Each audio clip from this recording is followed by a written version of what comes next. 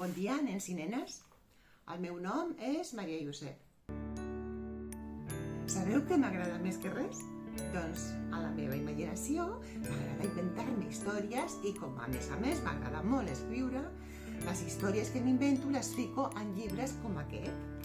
Doncs bé, avui us explicaré una de les històries que m'he inventat i que he ficat en aquest llibre. Ho he titulat El cangur escriptor. Us agraden els cangurs? Aquesta és la portada del llibre. Qui ha vist el que porta el cangur a la bossa? Sí, porta un llibre. I preguntareu si els cangurs poden llegir. Sabeu que podem aconseguir tot el que vulguem? Si aquest cangur té el somni d'aprendre a llegir i a escriure, ho aconseguirà. Doncs bé, aquest cangur es diu Rufus. Aquí el teniu. I com va començar la història?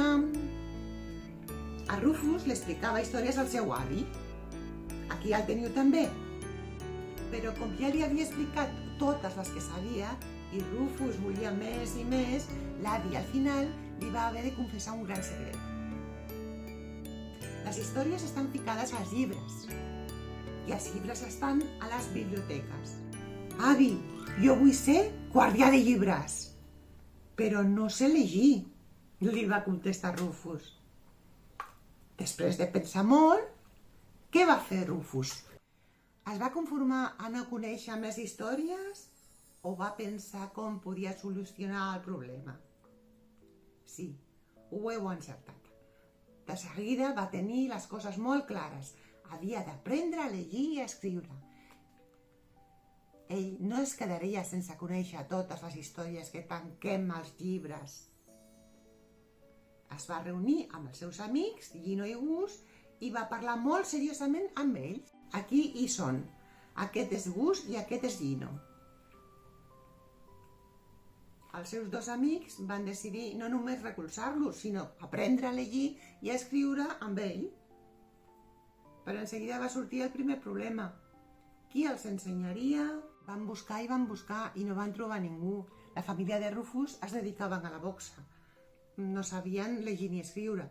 Fins que un bon dia va aparèixer una nena anomenada Emma, aquí la teniu, que va ser la que els va ajudar i els va ensenyar a llegir i a escriure. Però no us ho perdeu, perquè una vegada que Rufus va haver après a llegir i a escriure, endevineu qui va ser el seu somni següent? Ho heu endevinat? Ser el primer cangur escriptor. Al final del llibre teniu un taller de lectures, amb moltes preguntes perquè comproveu vosaltres mateixos si heu estat atents a la història. I també us he deixat punts de llibre amb els personatges del llibre per poder pintar. Doncs ja heu vist, aquest conte ha sortit de la meva imaginació. Sabeu que la imaginació és com tenir superpoders? Amb la nostra imaginació podem viatjar a qualsevol lloc sense moure'ns de la cadira. Podem convertir una caixa en un coet espacial, o un llapis en una vareta màgica, o la nostra habitació en una selva plena d'animals.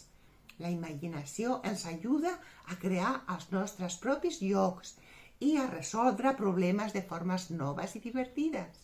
Així que feu servir molt la vostra imaginació. Espero que us hagi agradat el conte i ens veurem un altre dia.